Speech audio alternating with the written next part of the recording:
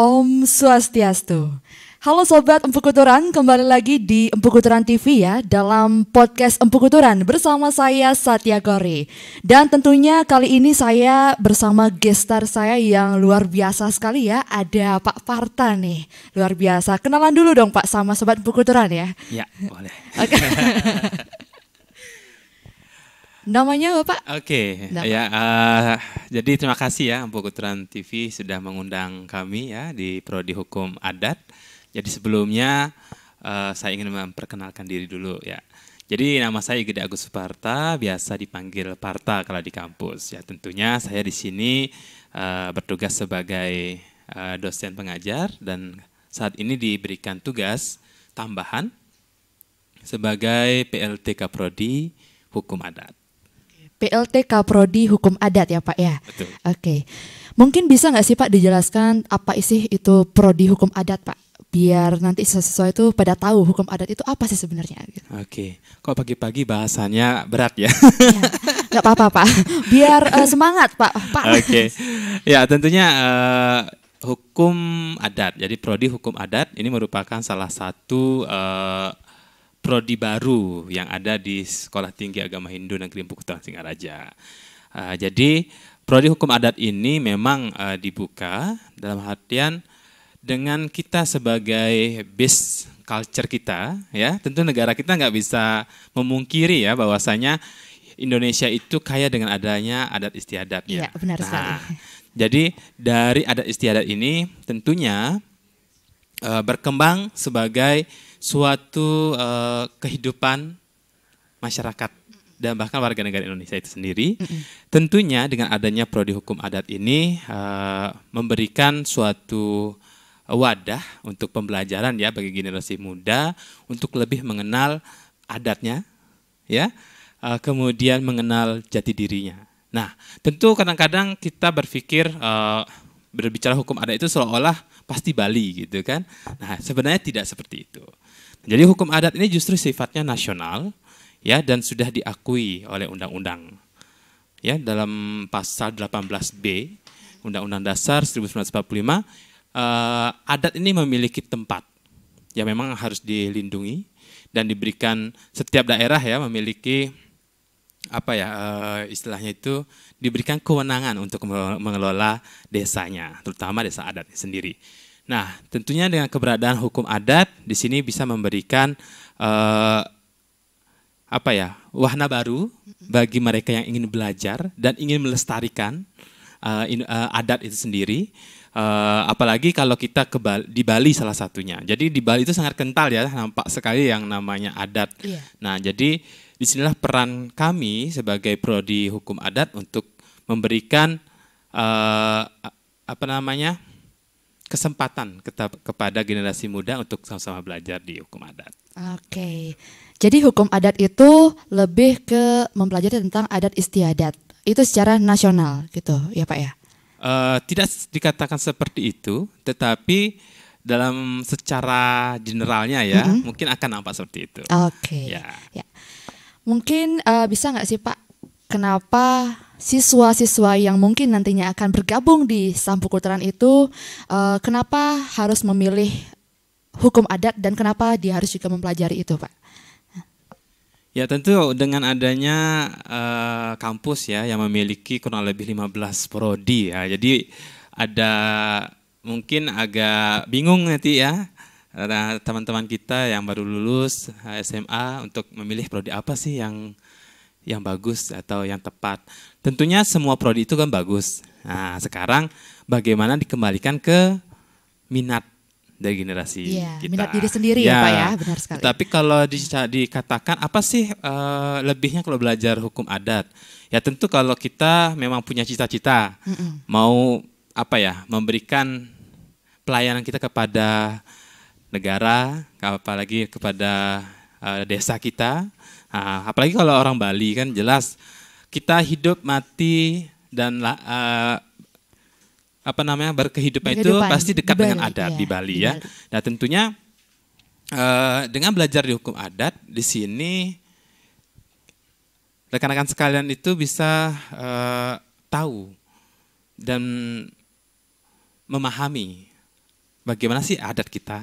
Nah, tentunya kalau kita belajar ke kampus untuk nyari kerja, tentu itu sebenarnya itu adalah mindset yang salah, yang keliru maksud Keliru saya. ya Pak ya. Ya, karena kalau kita belajar itu ketika kita sudah berilmu, kita memiliki kemampuan, yang namanya pekerjaan pasti ngikutin. Oke. Itu. Saya nggak pernah loh namanya bermimpi menjadi dosen di sini.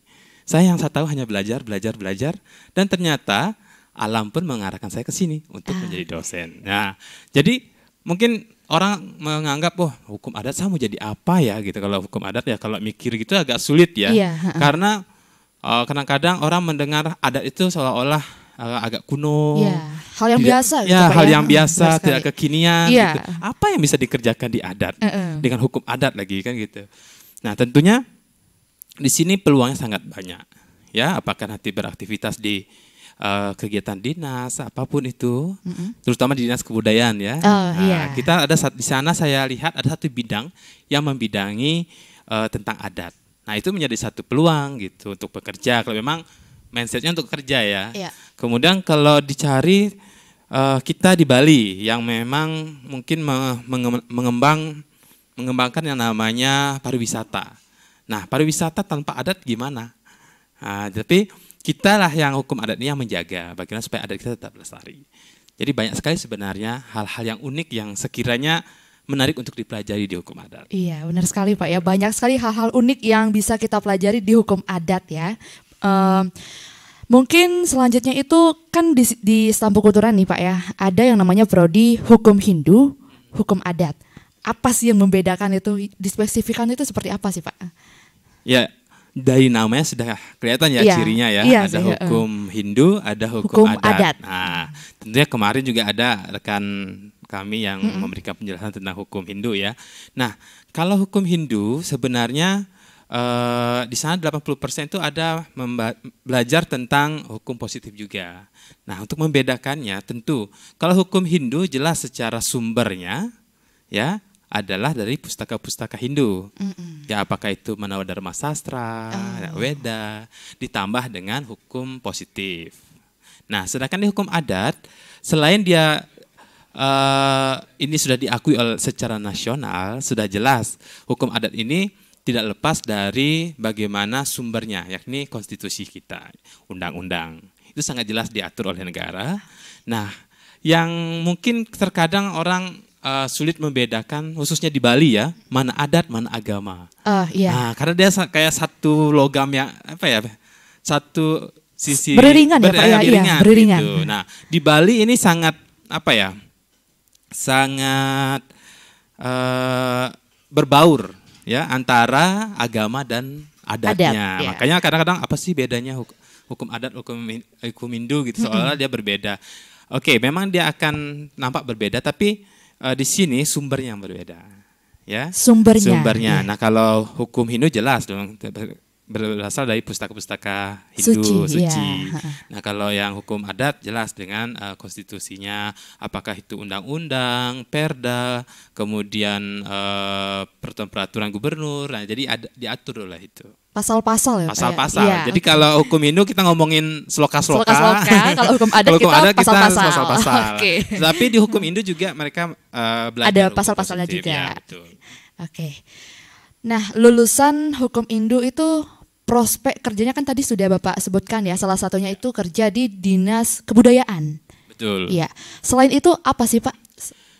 Ya, jadi kalau melihat dari profil lulusan kami yang sekiranya kami coba tawarkan, ya, itu lulusan hukum adat itu menjadi calon-calon peneliti bisa di bidang adat, kemudian menjadi calon ASN pun juga bisa. Ya, contohnya di peluangnya ya di Dinas Kebudayaan itu ya. Ada juga Dinas Pengembangan Desa, Pembangunan Desa maksud saya. Nah, itu bisa. Nah, kemudian menjadi konsultan adat. Calon konsultan adat. Tentunya ya kalau di adat itu banyak sekali yang namanya istilahnya ya kasus-kasus yang sekiranya tidak bisa diselesaikan oleh hukum nasional, hukum positif maksudnya. Nah, jadi dengan keberadaan lulusan sarjana hukum adat ini tentunya bisa membantu negara untuk menyelesaikan kasus-kasus yang sekiranya tidak bisa diselesaikan oleh hukum positif. Seperti itu. Berarti hukum adat yang menghandle istilahnya hukum Pak adat ya? yang memberikan ruangnya di sana. Iya, oke, benar sekali. Nah, kalau gelarnya apa Pak kalau lulus dari hukum adat? Sama nggak kayak hukum-hukum prodi hukum lainnya? Ya, untuk gelar sama seperti hukum Hindu ataupun hukum murni ya. Gelarnya adalah SH, Sarjana Hukum. Nah, jadi nggak usah worry ya tentang apa sih gelarnya, apakah SHA Sarjana Hukum Adat. Gitu kan? Enggak. Jadi tetap Sarjana Hukum, mungkin nanti dijelaskan konsentrasinya adalah hukum adat. Oh gitu, oke. Nah, tentunya kalau semisal kita memilih prodi hukum adat nih, pasti kita mempelajari tentang mata kuliah yang ada di sana, ya kan? Mata kuliah yang kita pelajari di prodi hukum adat itu apa aja sih, Pak? Ya, jadi kami kurang lebih ada 148 SKS ya yang sekiranya harus diselesaikan dalam jenjang waktu 8 semester. Nah, jadi di dalamnya itu kita akan belajar ya jelas ada MKDU sebagai mata kuliah umum ya, kemudian ada 3 mata kuliah penciri institusi. Itu semua prodi akan belajar itu tentang, kemudian ada pencirinya apa. Nah, di sini kita juga belajar hukum Hindu juga sedikit, karena memang kita ada kampus Hindu ya. Iya. Jadi tetap kita akan belajar tentang Hindu. Hindu juga. Ya, yang spesifiknya lagi tentu di sini ada hukum adat. Nah, hukum adat itu ada tiga mata kuliah yang sekiranya dimulai dari secara globalnya itu dulu, yakni hukum adat nasional. Kemudian baru turun lagi mata kuliah hukum adat lanjutan, dan barulah belajar hukum adat Bali. Nah, karena kita memang kebetulan mungkin di Bali ya, sehingga kita mencoba untuk menggali hukum adat di Bali juga. Tetapi kalau kita berbicara hukum adat, di masing-masing daerah itu memiliki adatnya dan memiliki hukumnya sendiri-sendiri. Nah, jadi payung besarnya hukum adat nasional. Adat nasional, ya, lanjutan dan Bali gitu. Bali. Kalau semisal hukum adat nasional itu gimana Pak? Apa sih ya inti pembahasannya itu apa sih Pak? Tentunya akan membahas secara umum gimana sih, apa sih itu hukum adat, apa sih urgensinya hukum adat, kenapa negara pun juga melindungi dan memberikan kewenangan untuk dikembangkan dan dilestarikan selama masih sesuai dengan NKRI. Nah, jadi negara pun memberikan kewenangan tersebut, dan hal inilah yang diulas secara, boleh dikata ini sebagai dasarnya. Dasar dari untuk hukum adat. Kita harus tahu dulu ugar-ugarnya secara nasionalnya itu gimana, sehingga kita bisa memahami hukum adat nantinya yang lebih spesifik ke masing-masing daerah itu seperti apa. Nah, karena masing-masing daerah ini kan tergantung juga bagaimana dia mengembangkan, karena ada beberapa faktor yang sekiranya mempengaruhi bagaimana perkembangan hukum adat itu sendiri. Yang pertama tentu kita ketahui awalnya sebelum ada agama kan kita ada unsur kepercayaan ya yang sangat kental, bahkan adat tuh identik kayaknya dengan aktivitas keyakinan dan kepercayaan itu. Di adat itu sendiri. Iya, di adat itu sendiri ada kebiasaan-kebiasaan kan. Kemudian ada faktor agama yang sekiranya sebelumnya kan mungkin Indonesia ya belum, maksudnya yang dari keyakinan berubah menjadi beragama ya, ada agama Hindu, Islam, Kristen, Buddha dan Konghucu gitu kan, yang sekiranya itu juga mempengaruhi bagaimana hukum adat itu akan berkembang dan dilaksanakan. Kemudian yang berikutnya tentu bagaimana kondisi pemerintahan, kekuasaan, siapa yang sedang menjadi leader ataupun menjadi pemerintahnya, itu akan berpengaruh juga pada hukum adat. Jadi namanya kebijakan-kebijakan yang sekiranya mengatur desa, tentu berpengaruh pada keputusan-keputusan pemerintahnya. Berarti itu yang di bagian hukum adat nasional hukum ya Pak? Adat itu nasional, secara keseluruhan ya? Keseluruhan. Kemudian kalau di hukum lanjutan? Sekiranya ini menjadi jembatan. Jembatan ya. Jembatan sekiranya untuk mencari apa sih yang menjadi diferensiasinya ya. Kemudian bagaimana klasifikasi ya, hal-hal itu yang akan dibahas menjadi turunan dari hukum undang-undang itu sendiri. Apakah nanti kita berbicara tentang pergub, perda di situ kan? Kita melihat di sana sehingga di hukum adat lanjutan ini sebenarnya sebagai pelengkapnya untuk lebih memahami secara mendalam bagaimana hukum adat nasional itu sendiri. Oke. Kemudian yang Bali deh. Yang Bali ya, Terakhir, tentunya ya. ini yang akan sangat menarik ya, Iya. karena ini sangat dekat. Iya, Nah, benar apalagi sekali. ini kalau kita membuka diskusi. Jadi sering kali kita bagaimana ya adat di Bali ya, seperti itu, dan bukan saja orang Bali ya yang penasaran tentang adat di Bali, tetapi orang luar pun juga apa ya istilahnya tertarik. Untuk belajar bagaimana Iya. hukum adat di Bali. Nah, tentunya di sini kita akan berbicara tentang, tidak lepas dari namanya Perda ya. Sebenarnya kalau hukum adat di Bali tentang desa adatnya sudah diatur juga oleh Perda ya, Perda nomor 4 tahun 2019 maksudnya. Tentang desa adat. Jadi akan mengulas tentang semua hal di sana. Jadi ada kerta desa, sabo desa, tentang bagaimana parahyangan, pawongan, pelemahan, kemudian padruan sareng, bahkan badan usaha milik desa adat, yang seperti itu yang akan dibahas. Jadi itu adalah bagian-bagian dari unsur-unsur hukum adat di Bali. Bahkan tentang pecalang gitu juga ada di situ. Lebih spesifik banget ya Pak ya. Jadi kita mengikuti sesuai dengan Perda itu yang kita pelajari. Oke. Nah, kalau di hukum adat kan tadi Bapak bilang nih lebih mempelajari ke pasal-pasal kan. Kan ada nih istilah dari orang-orang kalau orang yang masuk ke dalam prodi hukum itu lebih ke fokus ke menghafal pasal-pasal aja. Itu benar nggak sih Pak? Atau gimana Pak?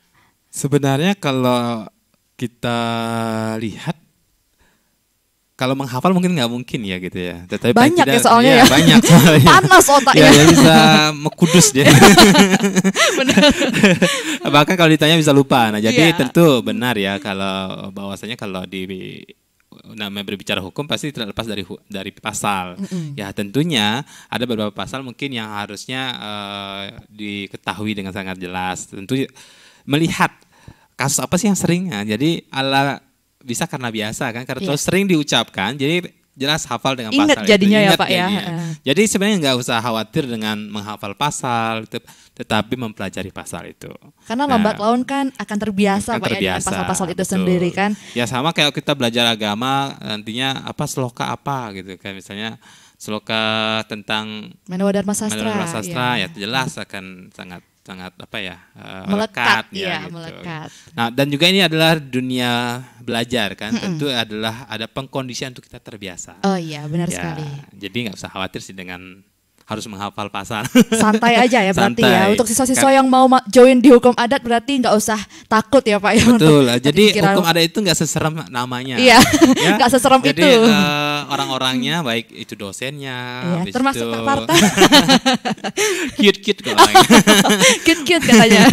Wajahnya aja serem gitu. Okay. Sebenarnya hati Hello Kitty.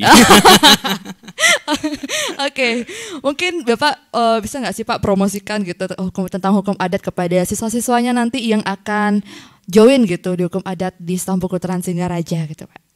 Oke, tentunya saya mengajak ya kepada seluruh generasi emas nih ya, karena memang satu visi misi kita di Stampukuturan ini adalah untuk membentuk generasi emas, dan mari kita wujudkan hal tersebut dengan bergabung di prodi hukum adat, karena hukum adat adalah satu wadah sebagai pembentuk dan agent dari pelestari bangsa. Ya, ditunggu di hukum adat. Oke, jadi itu dia tadi ya promosi dari PLTK prodinya langsung dari hukum adat ya. Oke, Pak bisa nggak sih Pak mungkin Bapak dijelaskan mungkin sharing-sharing ya Pak ya tentang keadaan saat ini tentang kelestarian budaya adat Bali seperti itu Pak. Ya, kalau kita melihat ya bagaimana budaya ya, kalau kita berbicara budaya itu sebenarnya tidak habis-habis. Nah, karena kenapa? Budaya itu kan cakupannya luas sekali. Kita bisa berbicara tentang agama di dalamnya, berbicara tentang kebiasaan, kesenian, adat istiadat. Jadi paling tidak ada 7 unsur ya kebudayaan. Nah, kalau kita melihat bagaimana di Bali, adatnya bagaimana. Jadi kita sangat beruntung ya. menjadi bagian dari Bali. Walaupun saya tidak lahir di Bali. Bapak lahir di mana? Saya lahir di Lombok. Oh, di Lombok, asli Lombok gitu. Ya, jadi lahir di Lombok, tetapi saya besarnya di Sulawesi Tenggara. Lahir di Lombok, besar di Sulawesi Tenggara, tinggal sekarang di Bali. Okay. Dan di Bali pun juga belum langsung di Beleleng. Oh, pindah-pindah lagi? Pindah-pindah, awalnya di Klungkung, okay. Kemudian pindah di Denpasar, pindah di Badung, dan terakhir di Buleleng. Jadi dari 15 tahun kurang lebihnya di Bali dan melihat bagaimana adat ya, ya sangat kagum ya, kagum Bali, dan takjub ya. Dalam artian begitu kuatnya adat di Bali, kemudian bagaimana masyarakatnya juga dengan suka hati ya, dengan kerelaan hatinya menjaga adat yang adiluhung, sehingga ini menjadi satu kesan tersendiri bagi saya. Ya, bagaimana kita sebagai anak muda yang sekiranya sudah lahir dan bertumbuh di Bali, supaya ada satu motivasi untuk gimana saya berkontribusi. Nah, tentunya saya pun kalau dilihat dari perjalanannya, tidak lepas juga belajar tentang adat itu gimana. Yeah. Kemudian sebelumnya ketika saya sendiri belum menjadi tim pengajar di sini, juga berkecimpung dengan kegiatan-kegiatan adat. Bahkan apa yang bisa dilakukan oleh anak muda gitu kan. Nah, kebetulan saya bergabung dengan salah satu sanggar. Jadi sanggar itu sangat concern untuk bagaimana mengembangkan dan melestarikan adat dan budaya Bali. Tentunya dengan adanya adat yang sekiranya masih terjaga dengan baik ini memang memiliki plus minusnya. Ya, mungkin kalau anak-anak kekinian merasa nggak update ya, agak kuno, kolot gitu. Tetapi kalau kita memang menyadari betapa pentingnya adat itu, sebenarnya kita sangat dibantu oleh adat. Yeah. Coba kalau kita lihat dari ujung manalah di timur, barat, selatan, utara, tengah gitu kan. Tidak ada yang namanya kehidupan di Bali itu tanpa adat. Nah, karena adat ini yang mengikat ya. Kemudian membentuk sosial kita. Okay. Begitu. Memang akan nampak tegas ya. Dan ada beberapa yang ketat justru ya, yang sekiranya inilah caranya untuk menjaga generasi kita. Karena kalau misalnya kita terlalu bebas diberikan ruang, ya kita bisa lihat sendiri ya, bagaimana banyak sekali kasus-kasus yang terjadi, pelanggaran-pelanggaran. Bahkan kalau kita berbicara adat itu juga berbicara tentang tata titi, kesopanan, attitude, ya kan? Nah, sedangkan kalau kita lihat sekarang gradasi moral generasi kita kan sangat, sangat parah boleh dikata, terutama di attitude. Iya, benar sekali. Ini attitude. Jadi bagaimana rekan-rekan muda ini akan bekerja kalau attitude-nya tidak bagus. Iya. Nah, jadi kalau kita mau sharing, kalau kita belajar adat, otomatis kita akan belajar tentang attitude itu sendiri. Dalam artian dengan tahu hukum, oh ternyata nggak boleh begini, nggak boleh bukan artinya kata nggak boleh itu kadang-kadang kayak bukan dilarang ya. Nah, seolah-olah membatasi hak asasi manusia gitu. Tetapi sebenarnya hal ini bagus gitu. Jadi bagus itu ibaratnya kalau kita naik mobil atau naik motor tanpa rem, ketika turunan apa yang terjadi kan? Long.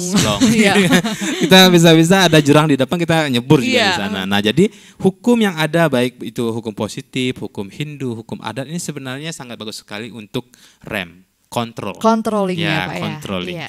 Nah, jadi kalau kita ingin menciptakan anak muda yang sekiranya memang benar-benar bermanfaat untuk nusa dan bangsa gitu kan, sering digelorakan ya, apalagi anak-anak orkemas gitu ya. Okay.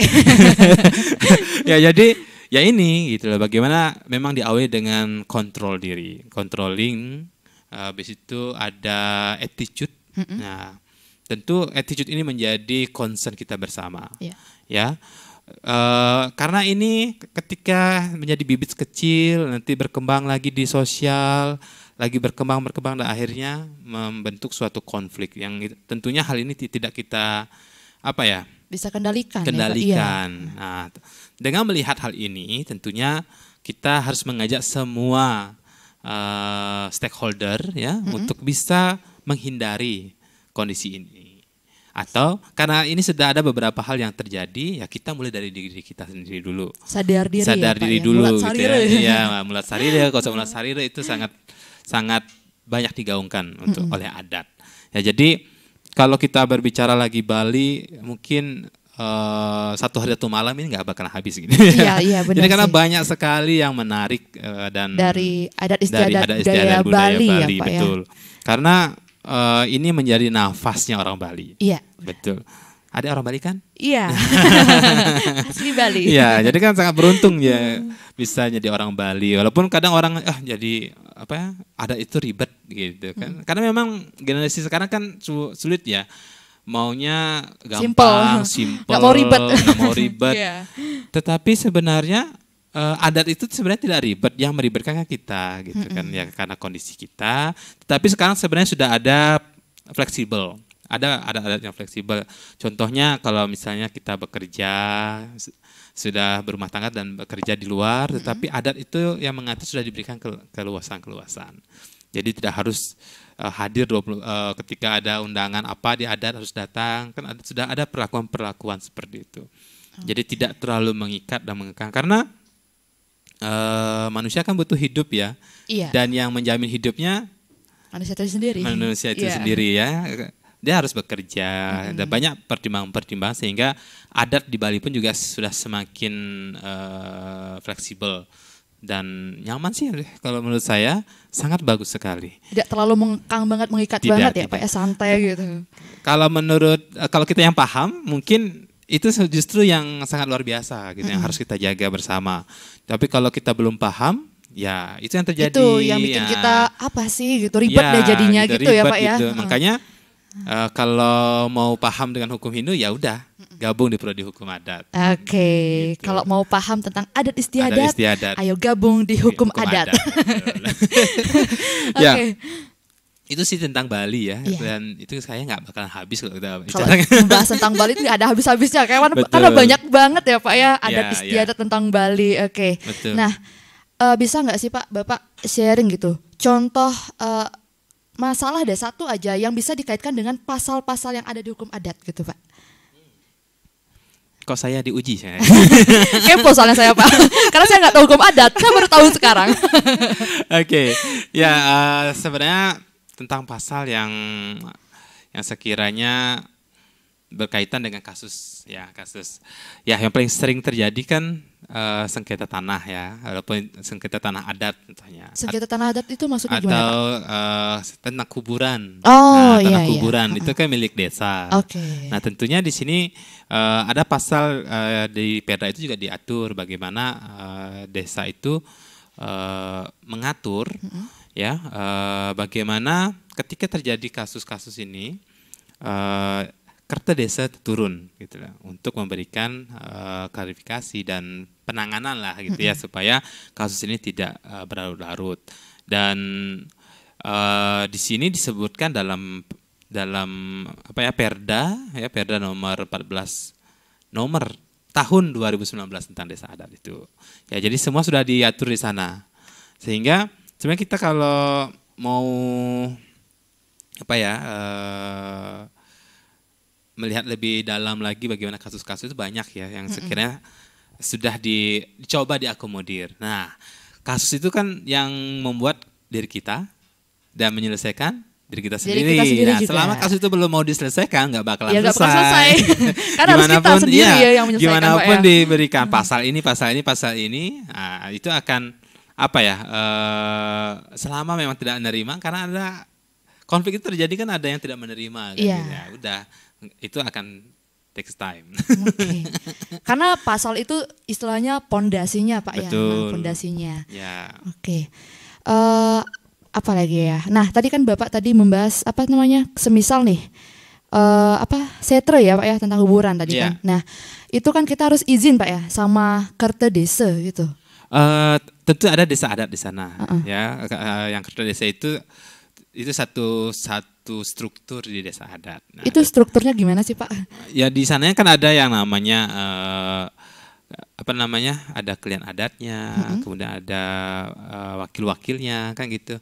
Nah tentunya dari kalau kita memang orang bukan krame ya, jadi di struktur apa ya, warga di desa Desa adat itu itu sendiri, berbeda iya. dengan desa dinas. Oh, Nah jadi kalau di desa dinas ya warga biasa, secara dinas tercatat di Dukcapil gitu, dengan oke. melapor di kepala desa. Nah kemudian kalau di desa adat itu ada 3 jenis tamu apa namanya, warga. Jadi ada namanya krame, Nah, ada iya. krame tamiu, ada tamiu.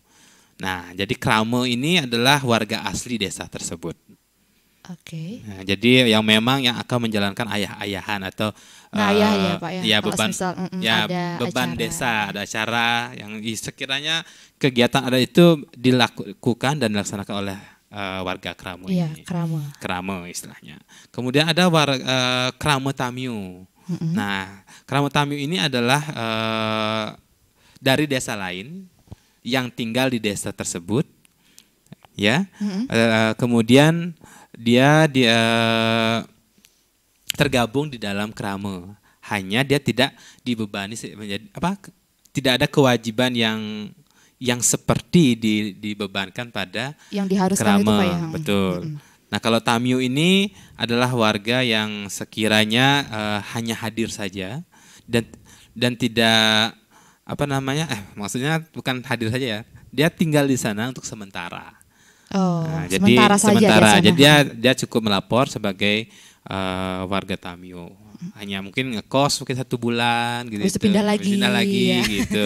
Nah, jadi kalau di Kramo Tamio ini menariknya kalau Kramo dan Kramo Tamio ini berbicara tentang kalau di Bali ya, itu tentang Trikayangan Desa.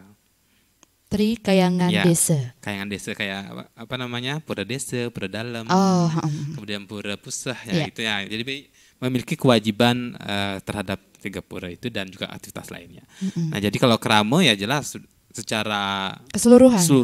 Iya. ya. Nah kalau yang Kramo Tamiu ini dia kalau misalnya ada karena dia dari desa Lain. lain, contohnya kayak Bapak ya. Iya. Itu dari Lombok, seandainya di kemudian hari ada upacara orang meninggal contohnya. Jadi bisa lunas tirtenya di Trikayangan di sini. Oh, di sana bisa. Nggak harus pulang ke Lombok, iya. gitu. Nah, jadi itulah perlakuan-perlakuan dari desa yang sekiranya menarik sekali sih untuk dipelajari. Oke, Gitu. jadi itu ya Pak ya. Betul. Ada apa tadi? Krame, kemudian Krama Tamiu dan sama Tamiu. Tamiu. Ya. Oke.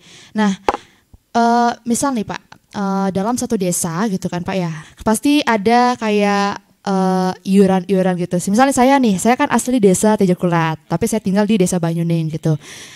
Kita berhak nggak sih kayak istilahnya berkrama atau ikut iuran-iuran gitu sih Pak, atau gimana? Ya, terkait iuran ataupun dana ya. Nah, kalau di krame aslinya ya tentu segala aktivitas desa adat itu kan memang tidak lepas dari tanggung jawab dari kramo itu sendiri. Jelas masalah dana ataupun tidak, istilahnya puni-puni itu memang ada. Nah, bagi kita yang misalnya kramo Tamiu kayak contohnya Bapak ya, Iya. di awal itu ketika memutuskan saya akan menetap, contohnya di Petandaan ya gitu. Iya. Petandaan. Jadi ada yang namanya membayar penanjung batu dia istilahnya. Jadi itu memang istilah adat ya. Iya, Jadi istilah adatnya ya Pak. apa namanya kalau kita dengar itu ada sesuatu yang unik gitu Iya. kan. Jadi penanjung batu sekiranya sebagai dana yang harus dibayarkan, yang diberikan ke desa, bukan dibayarkan ya, diserahkan pada desa untuk sebagai bukti bahwasanya kita memang tinggal gitu. Tinggal di desa Tinggal itu. di desa Iya. itu untuk jangka waktu yang lama. Gitu. Nah, habis itu untuk Krame Tamiu ini tergantung desanya ya bagaimana mengelola, karena memang desa memiliki kewenangan untuk mengatur bagaimana tentang keuangannya, tentang haknya untuk menarik iuran, itu tergantung desanya. Seberapa besarnya juga demikian. Nah, jadi kalau Bapak itu dikenakan setiap tahun saya sekali ketika nyepi. Oh iya iya, benar-benar. Ketika nyepi aja. Karena tidak menjadi krame gitu. Oke. Jadi itu sih Pak ya. Ya, jadi waktu masuknya per sekali, kemudian untuk selanjutnya hanya di setiap nyepi saja. Pas 1 tahun sekali ya 1 istilahnya tahun Pak ya. sekali Itu iurannya. iurannya. Betul. Tergantung desanya bagaimana dia Betul, mengatur ya Pak ya. mengatur bagaimana juga jumlahnya, karena kemungkinan akan beda-beda setiap desa. Berapa besarnya dana iurannya. Oke. Oke, Pak. Saya kan asli desa Tejokulo Pak ya. Nah, dan saya tinggal di desa Banyuning itu kurang lebih sudah hampir 10 tahun. 10 tahun. Saya kan jarang nih Pak ya, istilahnya mengkeramal lah gitu di desa Banyuning, karena saya kan keramat tami istilahnya Pak ya, atau keramat tami kan Pak ya? Iya betul. Iya. Betul. Itu kalau semisal saya mau ngayah itu gimana Pak? Nanti kan saya kan dari diri sendiri ngerasa nggak enak gitu kan, karena saya nggak kenal siapa-siapa di sini gitu Pak. Gimana sih Pak? Oke, sebenarnya kalau di Keramat Tamim ini dia punya satu dengan diterima sebagai Keramat Tamim dia punya legacy. Legasinya itu ngapain gitu? Satu, untuk tirte udah boleh. Apalagi untuk ngayah, sebenarnya boleh saja. Boleh saja ya, kan ya boleh, Pak ya? karena namanya orang ngayah, desa itu pasti akan menerima. Oke. Itu. Jadi nggak usah sungkan untuk melakukan pelayanan ke desa. Justru kita kalau memang merasa diri tinggal di desa tersebut, ya bagus dong kalau misalnya, saya apa yang bisa saya kontribusi ke desa ini. Itu justru sangat baik. Oke. Karena kita sudah punya namanya izin masuk ke pura boleh. Udah boleh gitu Pak boleh. ya. Bahkan kalau misalnya yang kalau ada kondisi yang tidak diharapkan, contohnya orang meninggal. Iya. Misalnya kita mau minjam setre untuk ngaben itu sudah boleh juga. Oh bisa, walaupun kita bukan asli desa sini bisa Pak ya? Karena kita ibaratnya itu sudah mekeramu desa Tamiu di situ. Begitu sih dijelaskan ya oleh adat di sini. Tapi orang tahu kalau di adat yang lain karena beda-beda lagi. Oh beda-beda ya Pak. Karena tidak diatur secara sedemikian seragam iya, gitu. Iya. Jadi benar-benar. kalau misalnya hukum negara kan hukum positif ya, itu kan seragam. Sudah ada ya Pak ya, seragam nah, banget. Kalau di desa Tertata. ini hukum adat ini akan sangat berbeda-beda. Begitu. Jadi nggak ada masalah sih namanya kalau orang mau ngayah ke desa, silahkan gitu. Justru bagus lagi. Apalagi 10 tahun. Udah ya, lama. 10 tahun tinggal di Banyuning ya, dalam artian itu sudah setidaknya menjadi bersosialisasi ya Pak ya gitu. sama warga di Ya, sini. karena desa itu ada kan untuk bersosialisasinya masyarakat gitu ya. Jadi nggak apa-apa sih menurut It's okay ya Pak ya. Gitu. It's okay kalau mau. Dan ngayah itu kan memang menjadi satu produk adat kita. Iya, ngayah gitu. Dengan tulus ikhlas pastinya dan kan juga Pak ya. Hal ini sering dikumandangkan dan di ajaran agama pun juga sering disampaikan. Nah, ini istilah ngayah. Berarti ini sebenarnya lahirnya dari bagaimana budaya adat kita. Yang gotong royong. Karena itu memang ciri dari adat. Adat itu sendiri ngayah. Tapi berarti nggak apa-apa ya Pak ya? Nggak apa-apa gitu. Tapi paling tidak kalau misalnya baru pertama kali ke sana ya izin ya. Gitu. Jangan ujuk-ujuk langsung. Siapa lu? Gitu. Kamu siapa sih? Saya nggak kenal. Tetapi biasanya desa menerima saja. Tetap menerima ya. Penting kita kasih tahu kalau kita itu sebagai keramat Tamiu di sini. Betul. Gitu dan ya, juga Pak, tentunya kita berbuat sesuai dengan ketentuan-ketentuan. Gitu ya. Mana yang boleh, mana yang nggak boleh. Kita sebagai orang baru ya gitu. Ya, kita harus paham dulu itu. Gitu. Mana yang boleh kita lakukan. Jadi nggak semata-mata baru diizinkan kita langsung kayak tanpa arah gitu ya, langsung main serobot apa yang nggak tahu apa tiba-tiba nyelonong gitu. Aja habis itu yang harusnya ada pemangku adatnya yang mengambil, kita yang ngambil kita gitu. Jadi kita harus sering bersosialisasi sehingga kita tahu bagaimana kita menempatkan. Iya, benar. Oke. Jadi kan tadi itu contoh dari Kori gitu kan Pak ya. Dari kalau Bapak sendiri gimana Pak? Kalau Bapak ya dengan perjalanan hidup di Bali yang udah lama ya Pak ya. Kurang lebih 15 tahun dengan beda-beda kabupaten dengan beda-beda desa tentunya, beda-beda banjar lagi. Benar-benar. Ya jadi pengalaman itu seolah-olah diberikan ruang oleh alam untuk belajar. Kebetulan kalau saya sendiri suka belajar dari alam dan alam sering mengarahkan kemana harusnya jalan ya. Nah jadi dari kegiatan-kegiatan kalau misalnya kayak Kori 10 tahun belum pernah namanya berkegiatan desa misalnya gitu. Iya, di Kalau sini. Bapak justru biasa. Ketika di Kelungkung Bapak diterima bagus. Diterima bagus di Denpasar biasa, di Badung ya tepatnya di desa Kapal ya. Biasa, bahkan Bapak di sana jadi anak pemuda Banjarnya gitu. Ya, bahkan kalau diistilahkan sekarang lagi lagi ngetren bola ya. Itu kan ada namanya pemain naturalisasi. Kalau Bapak jadi pemuda naturalisasi. Oke, pemuda naturalisasi. Ya. Jadi ikut berkegiatan dengan kegiatan Banjar, kegiatan desa. Ya itu juga tidak lepas dari yang namanya bagaimana cara kita bersosialisasi. Mau nggak kita gitu kan? Mungkin kalau dicari di wilayah itu banyak juga yang berpotensi, tetapi mau nggak gitu. Sekarang kita jadi anak muda mau nggak? Itu pertanyaannya. Kalau dari saya sih mau ya Pak. Ya, jelas ya. Karena kan gimana ya, ngayah kita bersosialisasi Betul. gitu kan. Ya, dan selain itu kan kalau sebenarnya kita pahami orang belajar itu kalau hanya di meja aja itu sebenarnya belum belajar yang secara utuh. Iya. Ya. Itu cuma teori Betul. saja kan Pak ya. Sedangkan belajar yang sebenarnya sejatinya itu ya ketika kita Terjun langsung. Iya, Nah, benar. jadi dari kesempatan bertemu dengan desa, diberikan kesempatan oleh desa, jadi banyak hal harus belajar. Karena kenapa? Bapak dulu di Sulawesi ya, Iya. untuk masalah adat kan jelas Berbeda iya, sekali dan jelas. tidak mungkin bisa masuk sana karena Iya. memang satu karena keyakinannya berbeda dan juga adatnya juga pasti berbeda. Kita orang adat Bali sedangkan di sana adat Buton ya, saya kebetulan di Buton itu berbeda. Nah, tetapi di sana masih jalannya adat, walaupun mayoritas kehidupan di sana sebagai agama Islam contohnya, gitu. Sama Oke. seperti di Bali juga kan yang mayoritasnya Hindu, Iya. kita dengan adat Balinya. Nah, di sana juga ada kegiatan-kegiatan adatnya. Jadi selama di Bali desa adat itu memberikan kesempatan kepada Bapak. Jalan sangat beruntung sekali bisa tahu Diterima Bali. dengan baik ya, Pak, Betul. Karena cita-cita ketika di Sulawesi itu ketika dengar Bali itu sebagai orang Bali itu kayak gimana, apa sih itu saya ingin tahu gitu. Ingin tahu tentang Bali itu seperti apa. Iya. Karena leluhur saya adalah leluhur orang Bali kan gitu. Oh, Di Bali kan Karangasem dan Beleleng gitu kan. Oke. Nah, jadi dengan kesempatan ini kesempatan untuk belajar. Nah, tentunya sekarang ditaruh di hukum adat ya, hukum adatnya semakin kita belajar lagi ya di prodi ini. Oke. Bapak kan asal dari Lombok Pak ya. Betul. Itu mirip-mirip nggak sih Pak sama Bali? Karena saya dengar itu hampir mirip kan Pak ya. Ya. Apalagi di sana ada yang namanya dia berbahasa Bali sih mirip-mirip juga. Cuma ada beberapa bahasa yang beda gitu Pak. Hampir mirip nggak sih Pak? Atau Oke. gimana?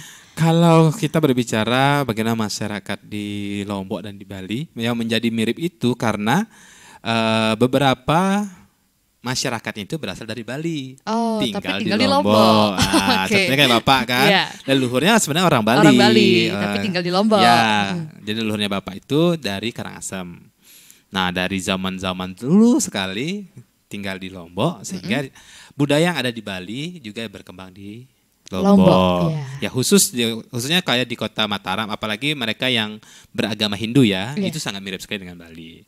Karena apa yang dilakukan di Bali juga dilakukan di sana. Di sana juga, ya. iya. Tetapi di sana sistem adatnya tidak sekental di Bali. Di Bali. Ya, di situ sudah menyesuaikan karena kan anak rantau ya. Iya, Anak rantau jadi tidak bisa terlalu mengikat sekali saudaranya.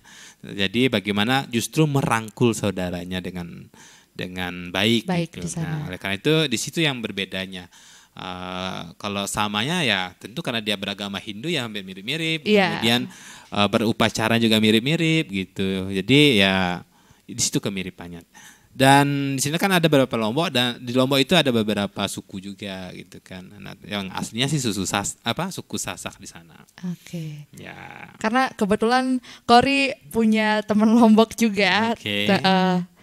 Biasanya kan dia ngomong bahasa Bali juga. Tapi ada beberapa bahasa yang nggak Kori ngerti gitu. Ya, Ini sebenarnya bahasa dialeknya Bali ya. atau gimana gitu ya. Misal nih, Kori pun ngajeng gitu kan ya. Ya. Udah gitu. Terus misal Kori jawabnya belum gitu, dia jawabnya lasing gitu. Lasing tuh, lasing kamu gitu. Lasingan gitu ya. Iya, oke. Jadi itu saja mungkin Pak ya yang bisa kita ya sharing-sharing di sini tentang pengalaman, kemudian tentang hukum adat juga gitu. Jadi untuk siswa-siswa yang ada dimanapun baik di luar Bali maupun di Bali ya, yang ingin masuk ke prodi hukum adat, ayo join ya bersama Pak Parta di sini sebagai PLTK prodinya. Oke. Jadi demikian Pak ya podcast kita pada hari ini. Saya ucapkan terima kasih Pak dan sampai jumpa. Saya tutup dengan mengaturkan puja Parama Santi. Om Santi Santi Santi Om. Terima kasih Pak. Terima kasih Kori. Oke.